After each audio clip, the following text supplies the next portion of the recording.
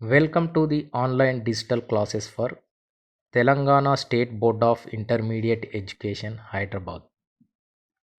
Intermediate Vocational Education, Mechanical Technician, second year. Subject Light Motor Vehicle, Paper 2. Unit 1, Description of Motor Vehicles. This is prepared by P. Vijay Kumar, CJL MT, Government Vocational Junior College, Hanamkonda, Warangal. Now we are discuss about description of motor vehicle. So in this lesson we learning know about vehicles, know about classification of vehicle, know about major assemblies of vehicle.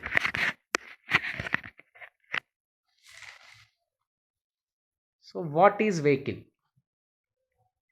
A vehicle producing power within itself for its propulsion is known as a self-propelled vehicle.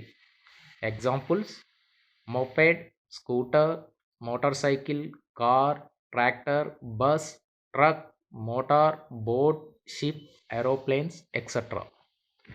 So vehicle అనగానేమి, వాహనం అనగానేమి? వాహనం అనగా ఏమిటంటే తనకు తానుగా స్వయం ప్రాతిపదికన శక్తిని ఉత్పత్తి చేసుకొని ముందుకు లేదా వెనుకకు కదిలే అటువంటి పరికరాన్ని మనం వాహనంగా నిర్వచించవచ్చును. అంటే ఏంటంటే ఇంజన్లో శక్తిని ఉత్పత్తి చేసుకొని ముందుకు లేదా వెనుకకు కదిలే అటువంటి పరికరాన్ని మనం వాహనంగా నిర్వచిస్తాం. ఈ వాహనం యొక్క ఎగ్జాంపుల్స్ కనుక మనం చూసినట్లయితే moped, scooter, motor cycle, car, tractor, bus, truck, motor, boat, ship, aeroplanes ఇవన్నీ కూడా మనం వాహనానికి ఉదాహరణలుగా చెప్పవచ్చును. Next, classification of vehicles. So vehicles యొక్క వర్గీకరణ. సో వెహికల్స్ యొక్క వర్గీకరణ మనం చూసినట్లయితే మోటార్ వెహికల్స్ అనేటివి ముఖ్యంగా రెండు రకాలుగా వర్గీకరించవచ్చును. అవి passenger vehicles and other one is goods vehicles. Passenger vehicles అంటే ప్యాసింజర్ను క్యారీ చేసేటువంటి వెహికల్స్ని మనం ప్యాసింజర్ వెహికల్స్ అని అంటాం. అలాగే గూడ్స్ వెహికల్స్ అంటే గూడ్స్ను క్యారీ చేసేటువంటి వెహికల్స్ను మనం గూడ్స్ వెహికల్ అని అంటాం. అంటే ప్యాసింజర్స్ను రవాణా చేయుటకు ప్యాసింజర్ వాహనాలను, గూడ్స్ను రవాణా చేయుటకు గూడ్స్ వాహనాలను మనం ఉపయోగించడం జరుగుతుంది. ఈ ప్యాసింజర్ వెహికల్స్లో మనకి తిరిగి రెండు రకాలుగా ఉన్నవి. అవి లైట్ ప్యాసింజర్ వెహికల్స్, రెండవది heavy passenger vehicles. Light passenger vehicles అంటే తక్కువ మంది ప్రయాణికులను రవాణా చేయుటకు ఉపయోగపడేటువంటి వాహనాలను మనం లైట్ ప్యాసింజర్ వెహికల్స్ అని అంటాం. అలాగే ఎక్కువ మంది ప్రయాణికులను రవాణా చేయుటకు ఉపయోగించేటువంటి వాహనాలను మనం హెవీ ప్యాసింజర్ వెహికల్స్ అని అంటాం. సో లైట్ ప్యాసింజర్ వెహికల్స్ కనుక మనం చూసుకున్నట్లయితే auto cycles or mopeds, scooters, motor cycles, jeep, station wagons, bicycles, cars ఇవన్నీ కూడా మనం లైట్ ప్యాసింజర్ వెహికల్స్ అని అంటాం. సో హెవీ ప్యాసింజర్ వెహికల్స్ కనుక మనం చూసుకున్నట్లయితే బస్సెస్, కోచెస్. ఈ బస్సెస్ కానీ కోచెస్ కానీ ఎక్కువ మొత్తంలో ప్రయాణికులను రవాణా చేయుటకు మనకు ఉపయోగపడడం జరుగుతుంది. ఈ బస్సెస్లో మనకు వివిధ రకాలైనటువంటి బస్సెస్లు కలవు. అవి single deck bus, double deck bus, mini bus, big buses ఇవన్నీ కూడా బస్సెస్ యొక్క రకాలు. అలాగే కోచెస్లో కనుక మనం చూసుకున్నట్లయితే డిలక్స్, ఎయిర్ కండిషన్ అనే రెండు రకాల కోచెస్ మనకు అందుబాటులో ఉన్నవి. ఈ కోచెస్లో సీటింగ్ అనేది సౌకర్యవంతంగా ఉంటుంది కావున మనం ప్రయాణం చేయుటకు చాలా ఈజీగా సౌకర్యంగా ఉంటుంది. సో గూడ్స్ వెహికల్స్ కూడా మనకి రెండు రకాలుగా ఉన్నాయి. అవి ఒకటి లైట్ గూడ్స్ వెహికల్, రెండవది heavy goods vehicles. Light goods vehicles అంటే తక్కువ మొత్తంలో సరుకులను రవాణా చేయుటకు ఉపయోగించేటువంటి వాహనాలను మనం లైట్ గూడ్స్ వెహికల్స్ అని అంటాం. అలాగే ఎక్కువ మొత్తంలో సరుకులను రవాణా చేయుటకు ఉపయోగించేటువంటి వాహనాలను మనం హెవీ గూడ్స్ వెహికల్స్ అని అంటాం. లైట్ గూడ్స్ వెహికల్స్ కనుక మనం చూసినట్లయితే delivery van, light truck, tempo, 3 wheelers and 4 wheelers vehicles.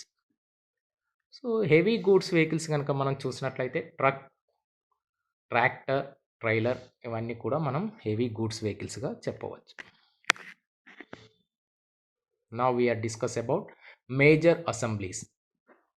Major assemblies of vehicle. This is the important topic of our chapter. The main units of an automobiles are: number 1, the basic structure; number 2, the power plant; number 3, the transmission system; number 4, the auxiliaries; number 5, the controls; number 6, the superstructure. So వెహికల్లోని వాహనంలోని మనం ప్రధాన భాగాలు కనుక చూసుకున్నట్లయితే మనకు basic structure, power plant, transmission system, auxiliaries, controls మరియు superstructure అనే భాగాలు మనకు వాహనంలో ప్రధాన భాగాలుగా చెప్పవచ్చు. దీనిలో మొదటిది the basic structure. Basic structure, this is the unit on which are to be built it the remainder of the units required to turn into a power operated vehicle. ఈ బేసిక్ స్ట్రక్చర్నే మనం ప్రధానమైన రూపం అని అంటాం. దీనికి వాహనం యొక్క మిగతా భాగాలు కలపబడినట్లయితే అది మనకు సూపర్ స్ట్రక్చర్గా చెప్పవచ్చును. సో ఈ బేసిక్ స్ట్రక్చర్లో ముఖ్యంగా మనకు ఈ క్రింది భాగాలు కలవు. అవి ఫ్రేమ్, సస్పెన్షన్ సిస్టమ్, యాక్సిల్ మరియు వీల్స్. ఈ 4 భాగాలు బేసిక్ స్ట్రక్చర్లో ముఖ్యమైనటువంటి భాగాలుగా చెప్పవచ్చు. సో ఇందులో మొదటిది frame. Frame, there are 2 distinct form of construction. One is conventional pressed steel frame and other one is integral frame. So conventional pressed steel ఫ్రేమ్లో వాహనం యొక్క యాంత్రిక భాగాలు కలపబడడానికి వీలుగా ఉంటుంది. అలాగే ఇంటిగ్రల్ ఫ్రేమ్లో చిన్న చిన్న పరికరాలు తక్కువ మొత్తంలో నిర్మితమైనటువంటి భాగాలను కలపడానికి అనుకూలంగా ఉంటుంది. ఫ్రేమ్ను మనం ఈ క్రింద చూపెట్టినటువంటి డయాగ్రామ్లో చూడవచ్చు. సో అలాగే next suspension system. The suspension system or prevent the road shocks to the vehicle components. అంటే ఏంటంటే సస్పెన్షన్ సిస్టమ్ అంటే ఏంటంటే వాహనం రోడ్డు యొక్క ఉపరితలానికి మధ్య ఎలాంటి అతులతకు లోను కాకుండా అతులతను నివారించడానికి మనకు ఈ సస్పెన్షన్ సిస్టమ్ అనేది ఉపయోగపడుతుంది. దీని వలన మనకు వాహనం అనేది రోడ్డు పైన స్మూత్గా ప్రయాణించుటకు అవకాశం ఉంటుంది. ఈ సస్పెన్షన్ సిస్టమ్ ముఖ్యంగా మనకు 2 రకాలు కలవు. అది కన్వెన్షనల్ సస్పెన్షన్ సిస్టమ్, రెండవది independent suspension system. So suspension system యొక్క ప్రధానమైనటువంటి భాగాలు మనం ఈ పటంలో చూడవచ్చు. And number 3, axle. The weight carrying portion of the axle whether it may be front are rare. Axle అంటే వాహనం యొక్క మొత్తం బరువును మోయబడే ఇరుసులను మనం యాక్సిల్స్ అని అంటాం. ఇవి వాహనానికి ముందు మరియు వెనుక వైపు అమర్చబడి ఉంటాయి. సో ఈ యాక్సిల్స్ మనం చూసుకున్నట్లయితే ముఖ్యంగా మనకు 3 రకాల యాక్సిల్స్ కలవు. అవి fully floating type axle, 2 3/4 floating type axle, 3 semi floating type axle. So 4వది బేసిక్ స్ట్రక్చర్లో 4వ భాగం కనుక చూసుకున్నట్లయితే వీల్స్.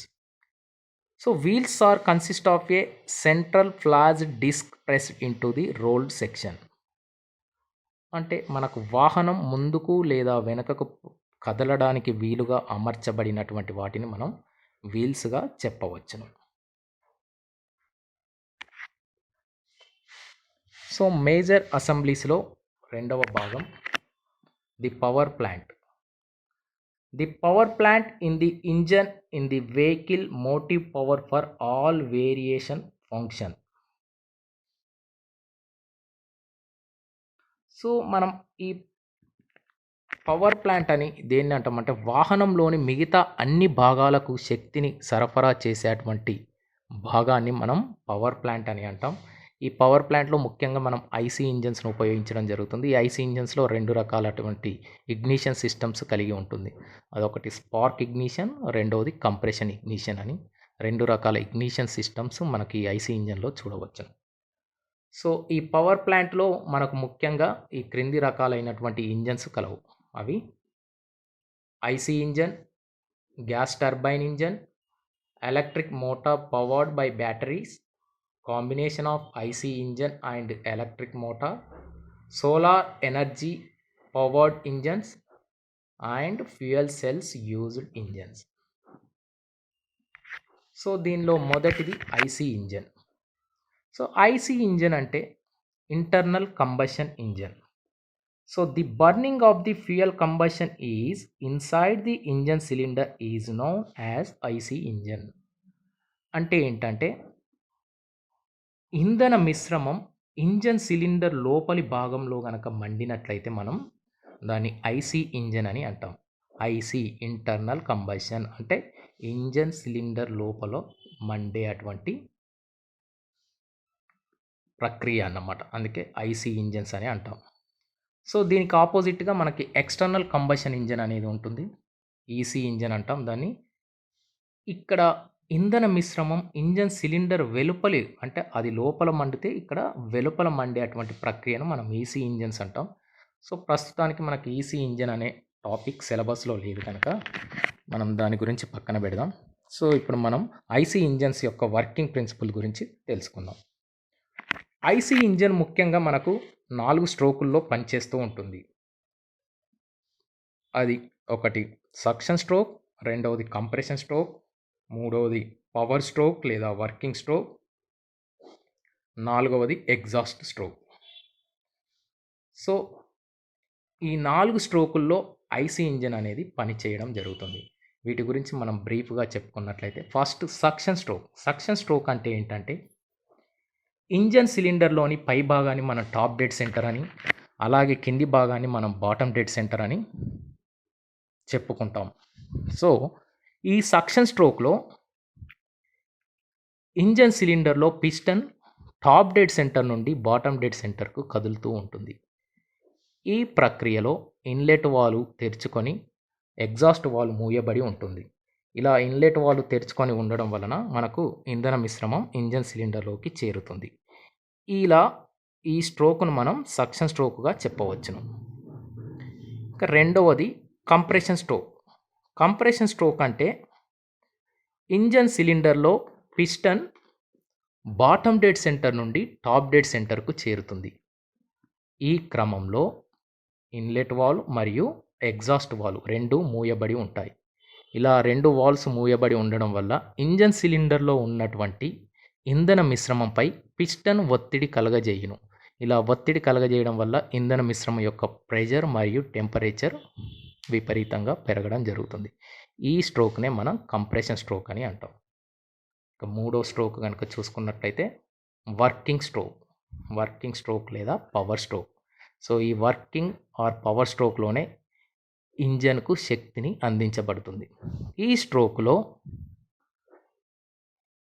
ఇన్లెట్ వాల్వ్ మరియు ఎగ్జాస్ట్ వాల్వ్ మూయబడి ఉండడం వల్ల ఇంజన్ సిలిండర్లోని ఇంధన మిశ్రమంపై ఒత్తిడి కలగడం వల్ల ఇంధన మిశ్రమం అధిక పీడనంతో ఒకేసారి మండడం వలన ఇంధన మిశ్రమంలోని వాయువుల ఫోర్సు పిస్టన్ను వేగంగా కిందికి నెట్టబడుతుంది. అంటే ఇక్కడ వాయువుల యొక్క ఫోర్సు, గ్యాసెస్ యొక్క ఫోర్సు ఇంజన్ సిలిండర్లోని పిస్టన్పై పవర్ఫుల్గా పనిచేయడం వల్ల పిస్టన్ మనకు వేగంగా కిందికి కదలడం జరుగుతుంది. దీన్నే మనం వర్కింగ్ స్ట్రోక్ అని అంటాం.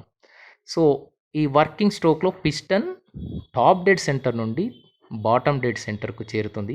ఈ క్రమంలో ఇన్లెట్ వాల్వ్ మరియు ఎగ్జాస్ట్ వాల్వ్ రెండూ కూడా మూయబడి ఉంటాయి. ఇక నాలుగవ స్ట్రోక్ కనుక చూసుకున్నట్లయితే ఎగ్జాస్ట్ స్ట్రోక్. ఈ ఎగ్జాస్ట్ స్ట్రోక్లో మనకి ఇన్లెట్ వాల్వ్ మూయబడి ఎగ్జాస్ట్ వాల్వ్ తెరుచుకొని ఉంటుంది. ఇలా ఎగ్జాస్ట్ వాల్వ్ తెరుచుకొని ఉండడం వల్ల వర్కింగ్ స్ట్రోక్లోని మండినటువంటి ఇంధన వాయువుల్లోని వేస్టేజ్ ఈ ఎగ్జాస్ట్ స్ట్రోక్ నుండి బయటకు పంపించబడుతుంది. దీన్నే మనం సైలెన్సర్, నథింగ్ బట్ సైలెన్సర్ అని కూడా చెప్పవచ్చు. ఈ విధంగా 4 స్ట్రోకులు ఒకదాని తర్వాత ఒకటి నిరంతరంగా జరగడం వలన మనకు ఈ ఐసీ ఇంజన్ అనేది పనిచేస్తూ ఉంటుంది.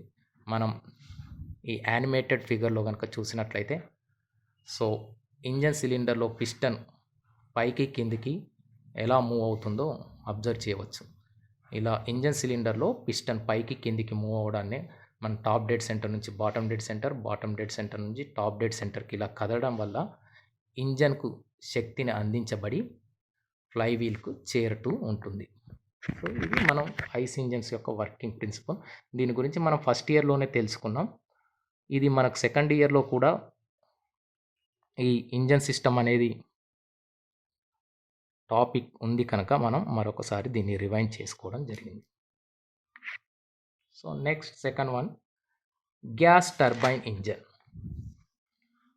So gas is a fuel as used to working the gas engine is known as gas turbine engine. So ఈ గ్యాస్ టర్బైన్ ఇంజన్లో గ్యాస్ అనేది ఫ్యూయల్గా ఉపయోగపడుతుంది.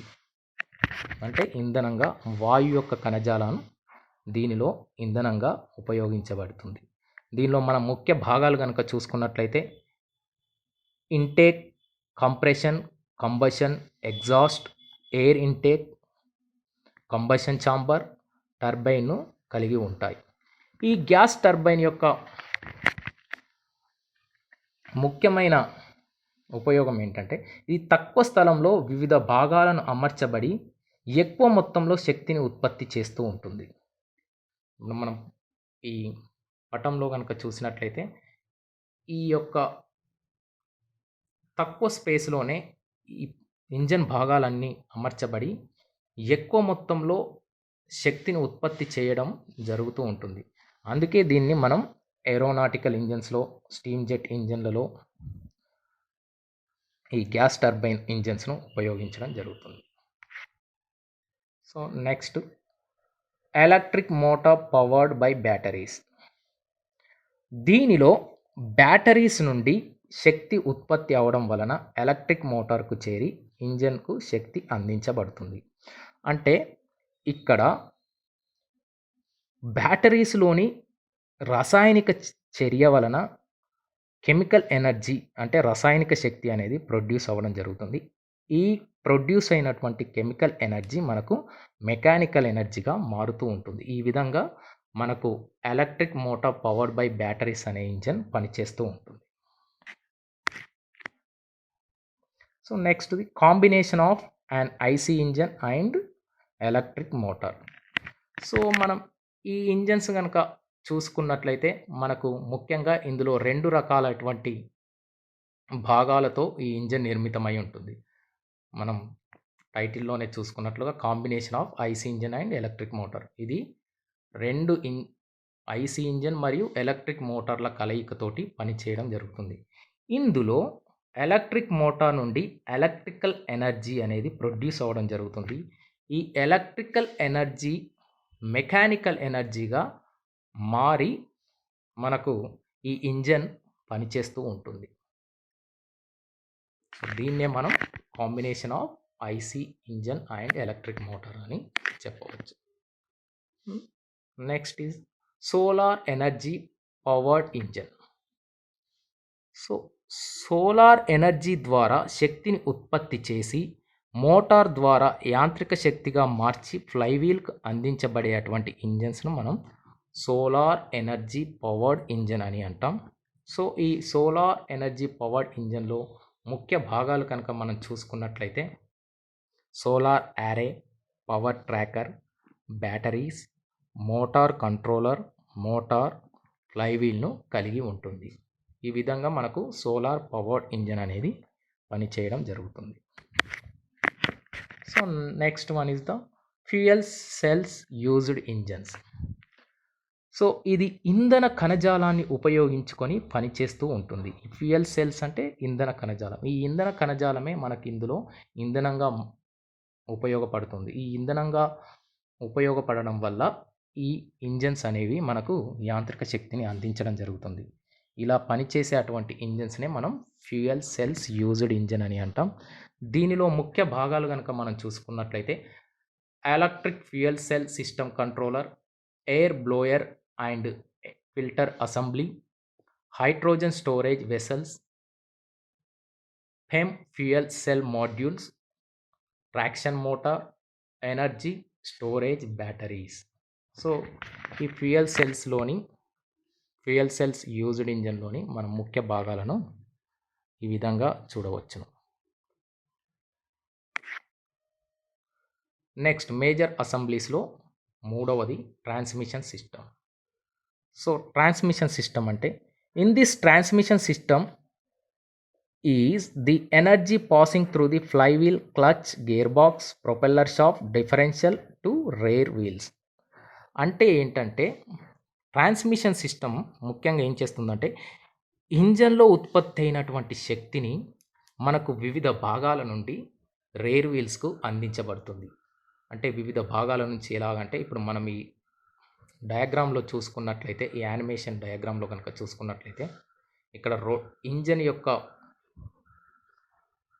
ఇంజన్ సిలిండర్లో పిస్టన్ పైకి కిందికి మూవ్ అవ్వడం వల్ల మనకు ఆ షాఫ్ట్ అనేది ఫ్లైవీల్ అనేది తిరుగుతూ ఉంటుంది. అలా తిరిగినటువంటి ఫ్లైవీల్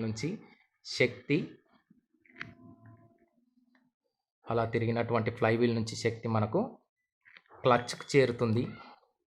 సో క్లచ్ నుండి గేర్ బాక్స్ నుంచి ప్రొపెల్లర్ షాఫ్ట్ నుంచి డిఫరెన్షియల్ నుండి రేర్ వీల్స్కు అందించబడి ఉంటుంది.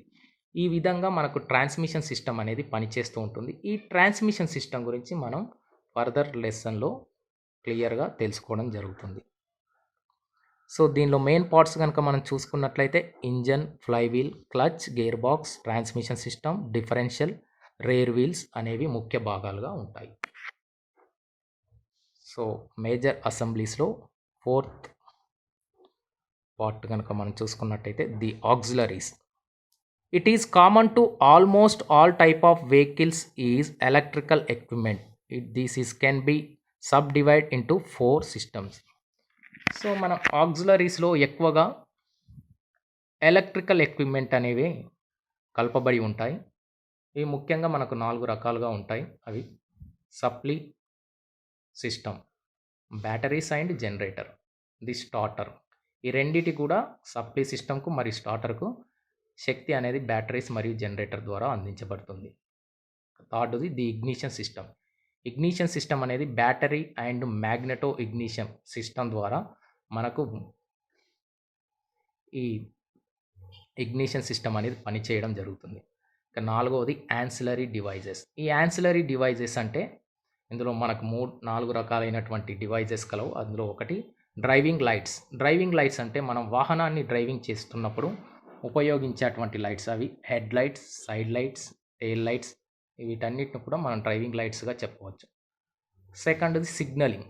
ఈ సిగ్నలింగ్లో మనకు హార్న్ డైరెక్షన్ కోసం ఉపయోగించడం జరుగుతుంది. థర్డ్ వన్ అదర్ లైట్స్ అంటే మనం ఇంటీరియర్ రూఫ్ లైట్స్ను అదర్ లైట్స్గా చెప్పవచ్చును. అలాగే ఫోర్త్ వన్ మిసలేనియస్ అంటే వాహనంలోని అదనంగా కలపబడినటువంటి electrical equipments like radio, fans అన్నీ కూడా మనం ఆక్సిలరీస్గా చెప్పవచ్చును. So fifth one is the controls of vehicle. It controls the vehicle by showing, stopping or moving vehicle wheels, axial or prevent its motion, most often accomplished by means of friction. అంటే ఏంటంటే వెహికల్ను అదుపు చేసేటువంటి భాగాన్ని మనం controls అని అంటాము. ఈ కంట్రోల్స్లో ముఖ్యంగా మనకు 2 రకాలు కలవు. అది ఒకటి స్టీరింగ్ సిస్టమ్, రెండవది బ్రేకింగ్ సిస్టమ్. సో మనం స్టీరింగ్ సిస్టమ్ కనుక చూసుకున్నట్లయితే వాహనం దారి వెంబడి నిటారుగా ప్రయాణం చేస్తున్నప్పుడు రోడ్డును బట్టి కానీ స్పీడును బట్టి కానీ మనం వాహనాన్ని అడ్జస్ట్ చేయడం కొరకు ఈ స్టీరింగ్ సిస్టమ్ అనేది ఉపయోగపడుతుంది. సో బ్రేకింగ్ సిస్టమ్ అంటే ఏంటంటే మనం వాహనాన్ని పూర్తిగా అదుపులో ఉంచి వాహనాన్ని స్లోగా డ్రైవింగ్ చేయడం లేదా వాహనాన్ని మొత్తానికి ఆపడం కొరకు కానీ ఈ బ్రేకింగ్ సిస్టమ్ అనేది మనకు ఉపయోగపడుతుంది. బ్రేక్ అని మనం దేనిని అంటామంటే వాహనంలోని తిరుగుతున్నటువంటి డ్రమ్మును ఆపేటువంటి పరికరాన్ని మనం బ్రేక్గా చెప్పవచ్చును. సో ఈ రెండు రకాలను మనం కంట్రోల్స్ ఆఫ్ వెహికల్స్ అని అంటాం. Next last one, the super structure it is complete structure of the vehicle. అంటే ఇది వాహనం యొక్క పూర్తి రూపం. అంటే బేసిక్ స్ట్రక్చర్కు ఫ్రేమ్స్, చాసిస్ ద్వారా మిగతా అన్ని భాగాలు కలపబడినట్లయితే దాన్ని మనం సూపర్ స్ట్రక్చర్ అని అంటాం. అనగా engine, flywheel, chassis, transmission system, axles, wheels, frames ఇలా అన్ని భాగాలు పూర్తిగా నిర్మాణాన్ని కనుక కలిగినట్లయితే దాన్ని మనం సూపర్ స్ట్రక్చర్గా చెప్పవచ్చును. అలాగే layout of the chassis of vehicle. Chassis. An example of chassis is a vehicle frame, the under part of the motor vehicle on which the body is mounted. It is support to other parts of the vehicle. అంటే వాహనానికి పూర్తి రూపాన్ని తీసుకురావడానికి chassis మరియు frames ఉపయోగపడతాయి. ఈ chassis అనేది మనకు ఫ్రెంచ్ పదం నుండి తీసుకోవడం జరిగింది.